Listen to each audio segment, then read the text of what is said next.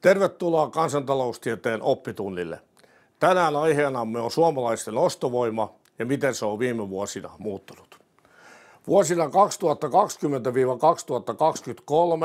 siis koronan, Venäjän hyökkäyssodan alkamisen ja Marinin hallituksen aikana kansalaisten ostovoima laski 6%. Eli siis inflaatio oli korkeampi kuin mitä palkat nousivat. Miten nyt on tapahtunut? Tänä vuonna palkat nousevat tyypillisesti työehtosopimuksessa 2,5% ja inflaatio on painunut lähes nollaan. Viimeinen luku oli 0,2. Eli reilun 2 prosenttiyksikköä on tällä hetkellä ostovoiman parannus palkat suhteessa inflaatioon.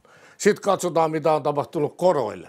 Vuonna 2023 12 kuukauden Euribor huiteli tuolla 4% tasolla, nyt se on 2% tasolla. Tämä on erittäin tärkeä asia erityisesti asuntovelallisille, joilla on huomattavasti enemmän rahaa käytössä. Ja sitten vielä verot.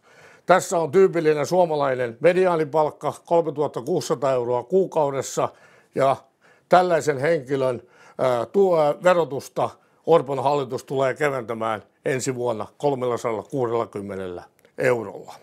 Eli nämä kaikki menevät oikeaan suuntaan. Ja vielä yksi tärkeä juttu, kotitalouksien velkaantuminen, se on noussut pitkän aikaa jatkuvasti, mutta nyt se on kääntynyt toiseen suuntaan. Vuonna 2022 kotitalouksien velka oli 134% suhteessa vuosituloihin, nyt se on enää 122%, eli ihmisillä on tullut tätäkin kautta myös liikkumavaraa. Eli suomalaisten ostovoima kasvaa, se tulee heijastumaan myönteisesti talouteen, se tulee heijastumaan myönteisesti pieniin yrityksiin, palvelualoille, kotimaahan ja sitä kautta talouteen ja työllisyyteen.